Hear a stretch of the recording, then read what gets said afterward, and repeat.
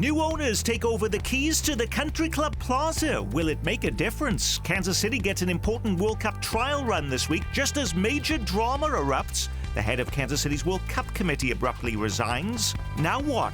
Remember the outrage over Jackson County property assessments? The issue finally ends up in court this week. And what's that noise? It's the toll booths coming down in Kansas this weekend. Those stories and the rest of the week's news straight ahead. Week in Review is made possible through the generous support of AARP Kansas City, RSM, Dave and Jamie Cummings, Bob and Marlise Gorley, the Courtney S. Turner Charitable Trust, John H. Mize, and Bank of America N.A. co-trustees, the restaurant at 1900, and by viewers like you. Thank you. Hello, I'm Nick Haynes, and thank you for joining us on our weekly journey through the week's most impactful, curious, and downright head-scratching local news stories. On the Week in Review bus with us this week is our resident soccer expert, Scott Parks. You hear him from 2 to 6 weekdays on Dana and Parks on KMBZ Radio.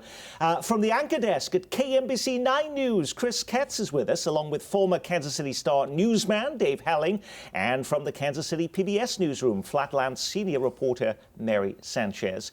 It was the week of the big debate. It was also the week of the big sale. Amid growing concerns over crime and store vacancies, the Country Club Plaza now has new owners. Mired in debt, the financially struggling shopping district was sold today to a Texas company after nearly 9 months of behind-the-scenes negotiations. A news conference is planned for this upcoming Monday to go into the details of the transaction. But here's what we know now. The new owner's HP Village Partners operates an upscale outdoor shopping center in the Dallas area and has a strong relationship with multiple luxury retailers. On Monday, look for the new owners to reveal that several of those high-end brands are now coming to the plaza. They're also expected to announce plans for more offices and housing in the 15-block shopping district. I think you'll see the new ownership group hit the ground running in terms of new businesses that have not been to Kansas City or have not been here for a long time.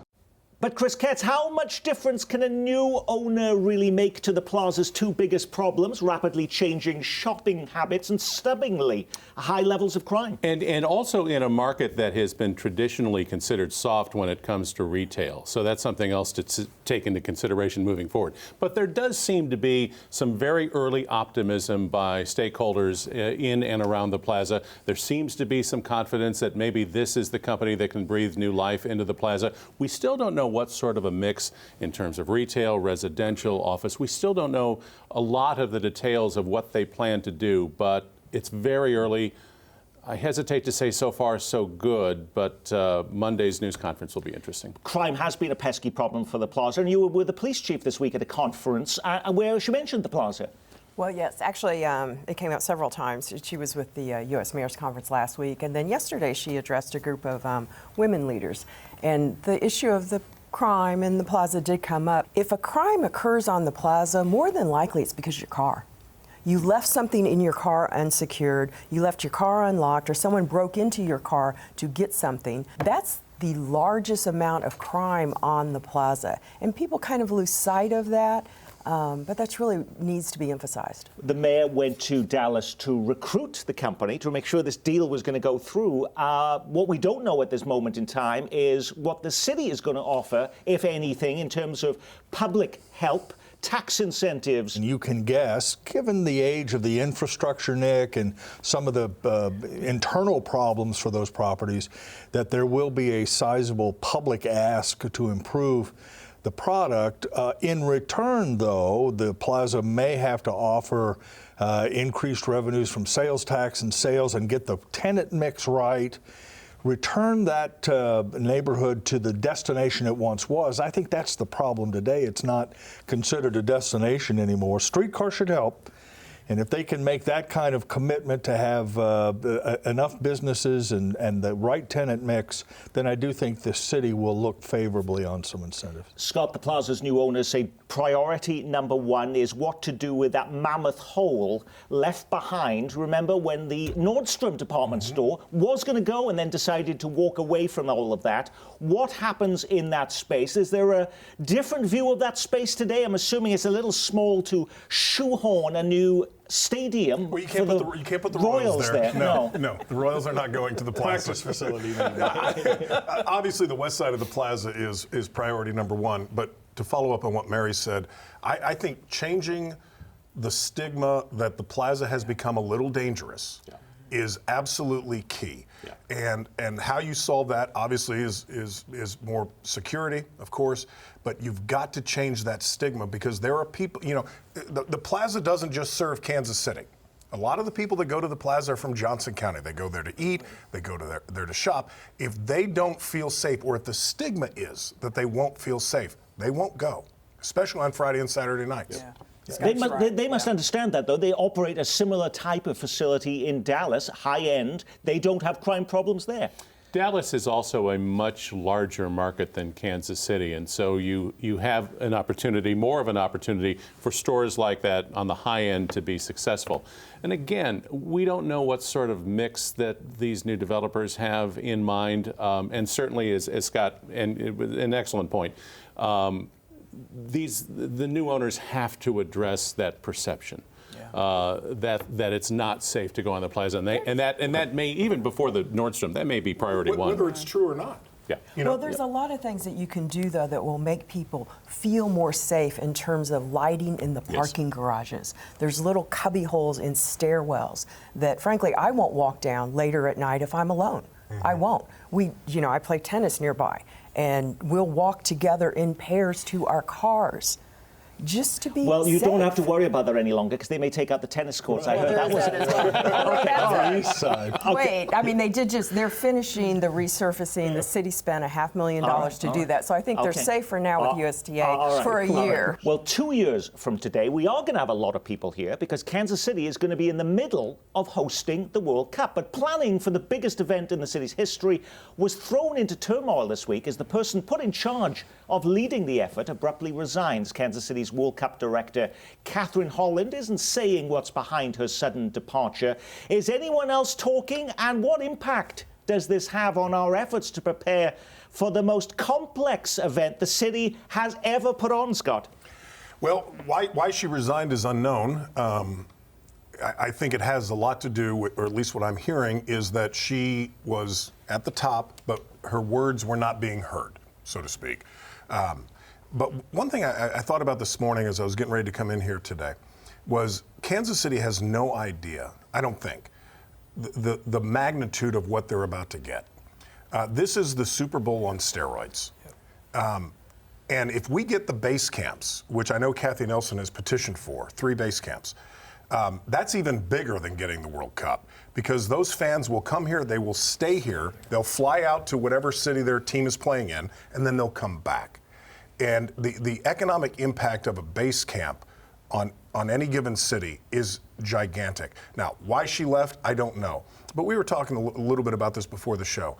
I was unaware that there were 17 members on the committee. Now, some of them might just be there for show, but that's a lot of cooks in the kitchen, and maybe too many cooks in the kitchen.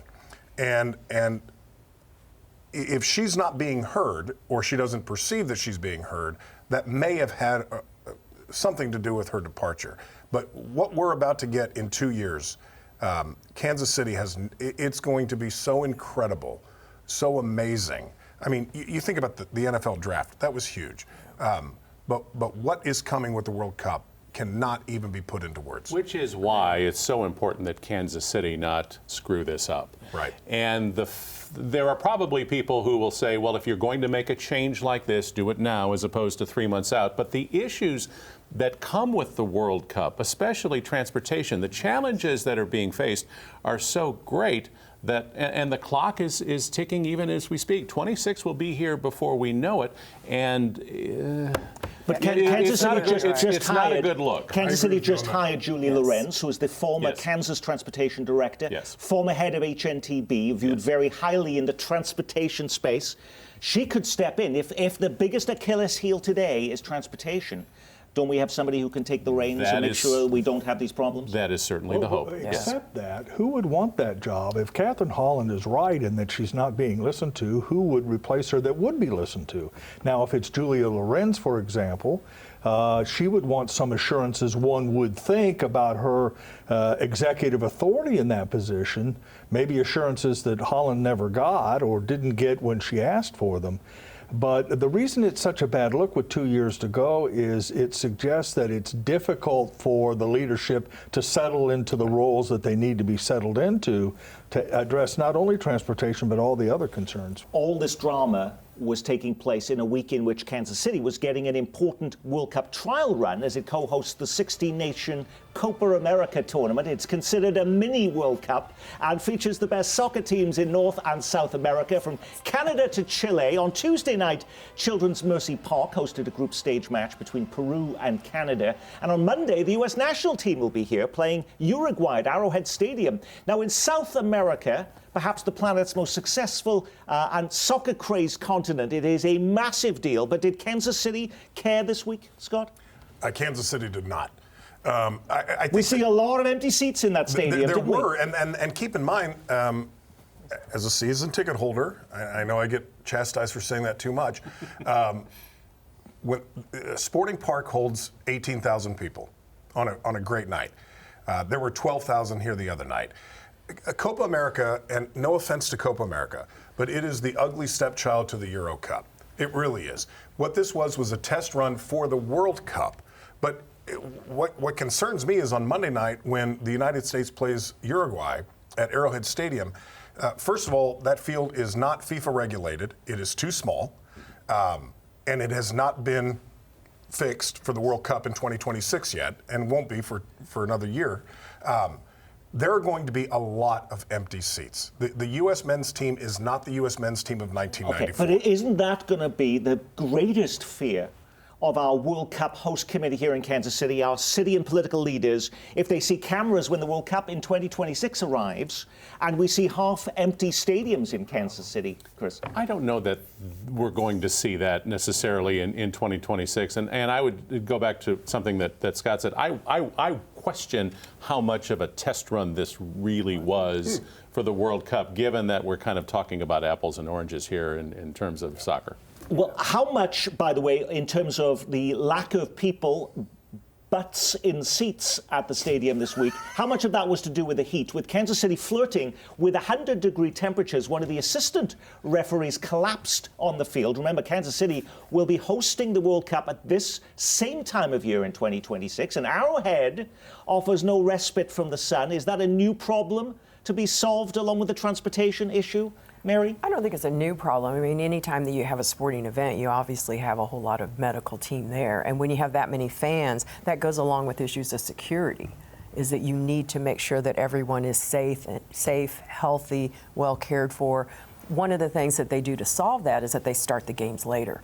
You know, later in the evening, that referee was standing on a portion of the field where he was directly in the sun. And this was a 5 o'clock game. Yes. And in fact, for the World Cup, they're talking, even because they really try to appeal these days to Asian markets to expand the game, they're looking at perhaps even very early morning games here to reach what is prime time in those communities, in those countries. Absolutely. Scott also mentioned something that I think we really need to focus on, and that is the improvements or the changes at Arrowhead for the World Cup. We still don't know who's going to pay for those, how it's going to work, or what impact it has on the stadium, and what impact, if any, it has on the stadium discussions for the Chiefs in Kansas, because in essence you're thinking about investing 50 or 60 or 80 million dollars in Arrowhead only to abandon it a couple of years later. I think those things are more interchanged than we know, and may play a role in some of the discussions at the World Cup Committee. A fan fest is also a huge part of the World Cup. We still don't know where that's going to take place. In other communities, Scott, because I really do actually follow this in the reporting in other communities,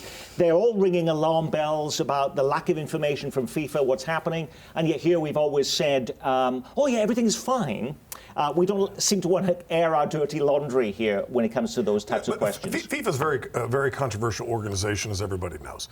But I think we've had enough, regarding fan fests, we've had enough big events in the last few years, parades, drafts. I think we'll be just fine. I will just, regarding the heat, if I may just very quickly say this, remind everyone the last World Cup was held in Qatar. And somehow they managed to get through that World Cup just fine. All right. Now, what's that noise It's the sound of toll booths coming down in Kansas at the stroke of midnight this Sunday. You will no longer have to fumble for loose change when you travel on I-70 through the Sunflower State. The Kansas Turnpike is going cashless. What does that mean? You'll no longer have to stop and pick up a ticket at a toll booth. Instead, an electronic license plate reader will track your travel and automatically send you a bill through the mail. So that's why, Chris, Kansas was so keen to get those updated license plates. So God forbid that it wouldn't be able to track your faded license plate and you wouldn't pay the toll. You know, I just went through this with one of my stepdaughters going to and from Lawrence and suddenly ended up with about a $40 bill and couldn't figure out why. And of course, the first thing I did was, Beatrice, we're getting you a K-tag. Yeah, no, I deal with that all the time. I can't believe how many fines. I say, I wasn't even driving. It was my daughter going through there, taking people to the airport. But a lot of people are also concerned, you know, this is Big Brother watching you, Scott. Should people have concerns that they will be monitoring this, handing over that data to law enforcement? I didn't bring my cell phone in. I left it out in the car. If you're worried about Big Brother monitoring you, you literally carry it with you everywhere you go. Exactly. But I was an unwitting participant in the test case for this new cashless toll. I was leaving Wichita about 2 months ago, and we're halfway back to Emporia, and I'm frantically looking for my ticket. Where's the ticket? We ended up pulling up into Emporia, and I said to the lady, I said, I don't know where my ticket is. I have no idea. She says, did you come out of East Wichita? And I said, yes, I did. She goes, you're a test case. And she said, just go up to the lady at the toll booth, let her know you came out of Wichita, and she'll tell you to pay $5.25. I'm just going to use that anyway anytime a bill comes through. And I'm just going to say I'm a test case. I am actually exempt from paying. I've always been fascinated by toll booth folks, the people who work in them, and you know how they even pass their time of day. But I'm thinking, are we going to have a huge mass layoff of all of these toll booth operators now, Mary? No, it's a thing of demographics that a lot of them are at retirement age. And so they are either going to be ready to retire, or so we're told. Press will hear differently later. And then a lot of them might be able to shift into different types of jobs. That is good to know. Now I feel better about this situation. Quickly, my old friend Kevin Gray, God rest his soul, who used to be with the Kansas City Sports Commission, once suggested that Kansans be charged every time they drive across the state line into Missouri with a K-tag to pay for the stadiums. That's how he was going to do it. If you had to go drive across 435, just have your K-tag activate, and that's how you would pay for Well, the way things are going right now, that could happen. It didn't matter. It doesn't matter. They were just going to get you somehow, one way or another. All right. Well, remember all that outrage and all those protests over property assessments in Jackson County? A trial finally got underway this week to decide whether anything illegal happened. The Missouri Attorney General Andrew Bailey claims Jackson County broke state law by failing to perform physical inspections, didn't provide timely and proper notice of assessments, and in some cases coerced homeowners to drop their appeals. Don't expect a quick ruling. The trial is expected to continue through July 8th. But what if the judge says there was something illegal going on? Are Jackson County homeowners no longer on the hook for paying their property taxes? They could be wringing their hands. One of the biggest questions is, once this trial is over, what's your remedy? Is there a county-wide remedy? Do you force local jurisdictions to give back money that they've been receiving from the county based on prior year assessments? Or does it just apply to the plaintiffs?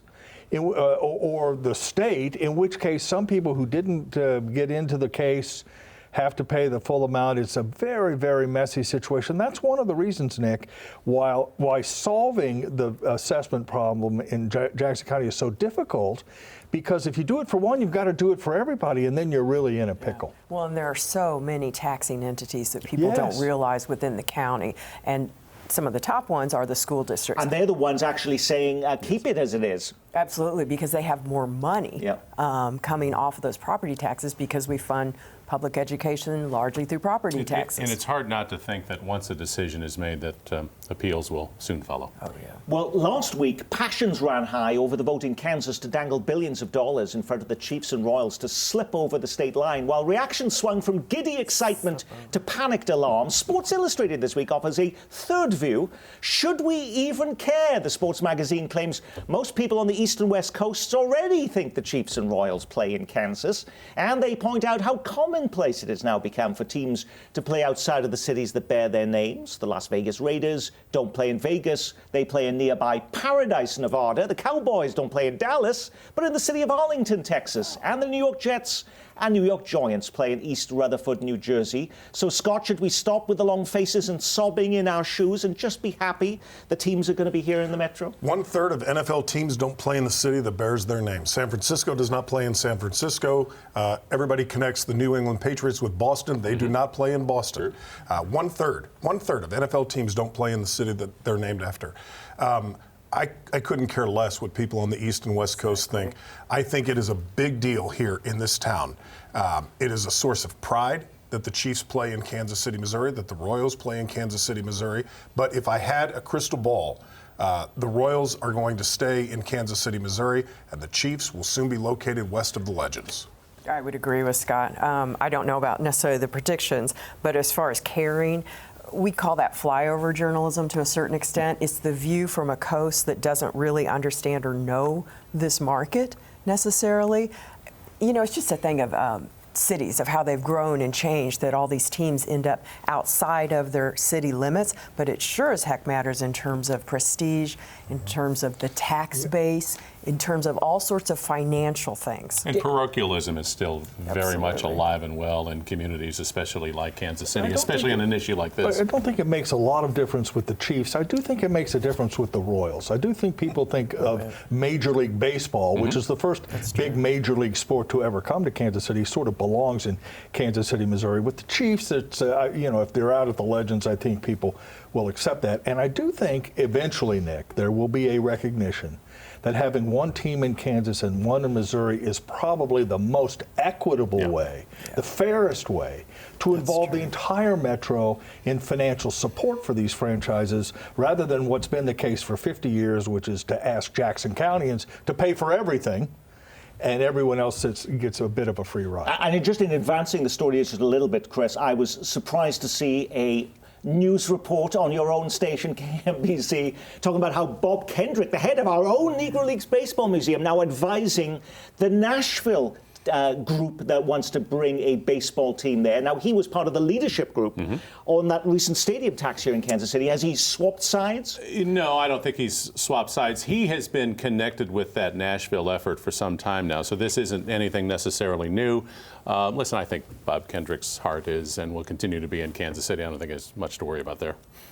When you put a program like this together every week, you can't get to every story grabbing the headlines. What was the big local story we missed?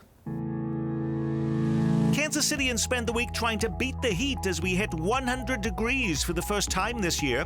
Federal rulings out of Kansas and Missouri blocked President Biden's new student loan forgiveness program. Chris Kobach filed the lawsuit in Kansas. He says blue-collar Kansas workers shouldn't have to pay off the student loans of New Yorkers with gender studies degrees. A 9th lawsuit now filed against Hereford House in that food contamination case. The latest suit comes from a family who says they got sick while celebrating an 80th birthday at the Leawood Steakhouse. A new Kansas abortion law takes effect next week, requiring women to fill in a questionnaire detailing why they want to terminate their pregnancy. Pro-choice activists claim it is an invasion of privacy. A Johnson County judge is set to rule on a legal challenge to the new law on Monday. Too much drama? The Chiefs release Isaiah Buggs after the defensive lineman is charged with domestic abuse, burglary, and animal cruelty. Buggs' former teammate Travis Kelce lights up London as he joins Taylor Swift on stage during her UK tour. And is this really necessary? The Chiefs now partnering with the Hallmark Channel on a new Christmas movie that will begin production next month. Holiday Touchdown, a Chiefs love story, will air on the Hallmark Channel in December. That they were looking for extras and they were going to pay $150 a day. Could we see Chris Ketz in the background of that movie? I think that is highly unlikely. Okay, I'm just wondering. It might be something appealing to you. Highly unlikely. Is it time for me to give a thought on that? I think the story about the Hallmark movie is probably something that, probably would have gotten a lot more run, especially during the season.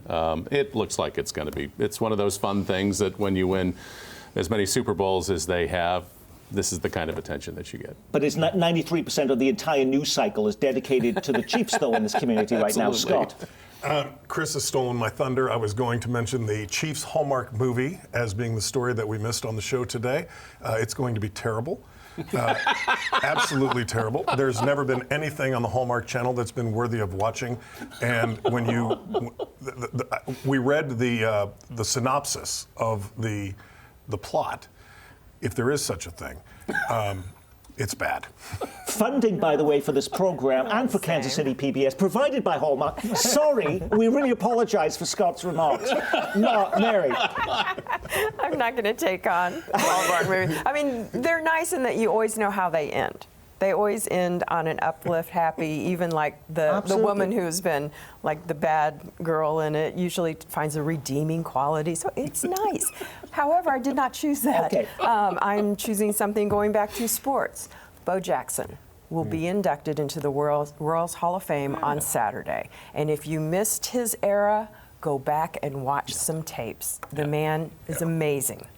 Dave. The right time of year with a cup of coffee and a fire going, a Hallmark movie can provide some comfort to some people. So I don't think they're all horrible. But on a serious, semi-serious note, the New York Times has a story today, Nick, that the city of Boston, which is just a little bit bigger than Kansas City, about 650,000 people, has had 4 murders this year. 4. Wow. It is possible to reduce the murder rate. Kansas City's is down significantly so far, but nowhere near where it should be or could be. And I think city leaders might want to take a look at Boston and figure out what they did. And on that, we will say our week has been reviewed courtesy of Mary Sanchez from the Kansas City PBS newsroom Flatland, and from the anchor desk at Channel 9, Chris Ketz. He is 50% of Dana and Parks weekdays from 2 to 6 on KMBZ Radio, Scott Parks. And now getting a chance to lie in the morning, former Kansas City Star newsman Dave Helling. And I'm Nick Haynes. We will be back after the 4th of July holiday weekend. Until then, from all of us here at Kansas City PBS, be well, keep calm, and carry on.